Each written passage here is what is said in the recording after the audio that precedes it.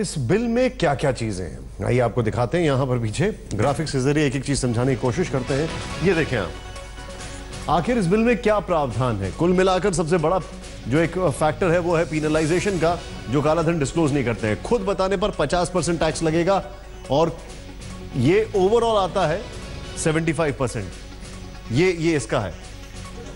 अब PMGKY वैध रकम का 25% 4 साल बाद मिलेगा, सजा भी मुमकिन है।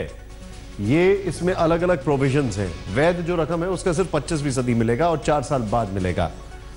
और हाँ, ये बड़ा चिंता का विषय है इसके साथ कि आपने अगर डिस्क्लोज भी किया तो सजा भी इसमें मुमकिन है। और ये चीजें आप देख लें, अगर आप खुद बताएंगे तब क्या होगा और नहीं बताएंगे तो क्या होगा। सजा जो मुमकिन है वो तब है कि अगर आप नहीं डिस्क्लोज करेंगे। अब अगर 1 करोड़ अघोषित आय है तो टैक्स, पेनल्टी, सरचार्ज, 4 साल बैंक में बची रकम, एक एक चीज समझें आप। 30%, 30 लाख, पेनल्टी 10% है, 10 लाख मान लीजिए। 1 करोड़ के ऊपर हम आपको बता रहे हैं। सरचार्ज 33% यानी तकरीबन 9.9 लाख, 10 लाख के आसपास मान लीजिए। 4 साल बैंक में 25% रहेगा, 25 लाख मतलब। और बची रकम 25% है, वो करीब आप समझ लीजिए 25.1 लाख रुपए हो जाती है। इसमें जो प्रोविजन है वो कुछ इस तरीके से किया गया है कि अगर आप अपना पैसा डिस्क्लोज नहीं करते हैं तो आपके ऊपर 85% ओवरऑल टैक्स लगेगा और सजा भी आपके लिए मुमकिन है। और ये पूरा प्रावधान, ये जो नया प्रोविजन लेकर आए हैं, कुल मिलाकर अगर इस बिल की बात की जाए तो इसमें वो सारी चीजें लाई गई हैं जिसको देखकर लगता है कि हो सकता है कि अब आपके सामने विकल्प ये दिए जा रहे हैं कि आप अपना पैसा हर सूरत हाल में डिस्क्लोज करें, क्योंकि अगर आप नहीं करेंगे, अगर इसमें ऊपर की कमाई है या अंडर द टेबल कोई कमाई है, तो फिर आपके लिए संभावनाएं जो है वो बड़ी मुश्किल हो जाएंगी। प्रधानमंत्री कह चुके हैं कि काले धन को रोकने के लिए नोटबंदी के उनके फैसले का सर्जिकल स्ट्राइक न कहा जाए, लेकिन ये स्ट्राइक उन्होंने अपनी पार्टी के नेताओं पर भी की है। बीजेपी के सभी सांसदों और विधायकों से उनके खाते में जमा होने वाली राशि को बीजेपी अध्यक्ष को देने को कहा गया है। 8 नवंबर से 31 दिसंबर के बीच का लेन देन सार्वजनिक करना होगा, यानी राशि का डिस्क्लोजर करना होगा।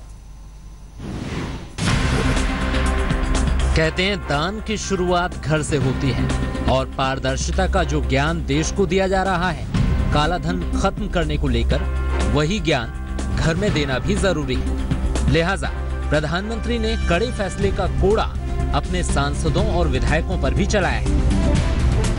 बीजेपी संसदीय दल की बैठक में पार्टी अध्यक्ष अमित शाह ने प्रधानमंत्री का एक पैगाम सभी सांसदों और विधायकों तक पहुंचा दिया कि 1 जनवरी 2017 को वो अपने बैंक खाते की पूरी जानकारी सामने रखें, ताकि पता चल सके कि उन्होंने कितने पैसे जमा कराए।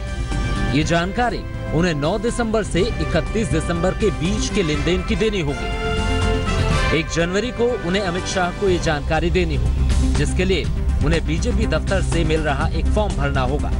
ये नोटबंदी पर विपक्ष के आरोपों के जवाब देने की तैयारी है।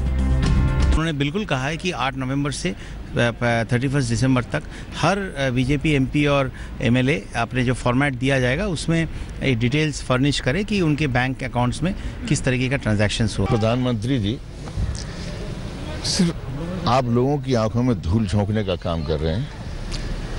अगर आपने अपने बीजेपी के सांसदों का और विधायकों का अकाउंट जो है पब्लिक करवाना ही है, तो जो शरारत हुई है वो तो 8 नवंबर से पहले हुई। उन्होंने 8 नवंबर से पहले ही पैसे ठिकाने लगा दिए। 6 महीने पहले का हिसाब मांगना चाहिए। भाजपा और अपने अमीर दोस्तों के भी 6 महीने के अकाउंट सार्वजनिक करें पीएम। सीधी सी बात है कि प्रधानमंत्री नरेंद्र मोदी के सामने इस बात को साबित करने की बड़ी चुनौती है कि काला धन को लेकर उनकी पार्टी में पूरी पारदर्शिता है। लिहाजा उन्होंने बीजेपी सांसदों और विधायकों से लेन देन की जानकारी देने को कहा है। आज तक ब्यूरो।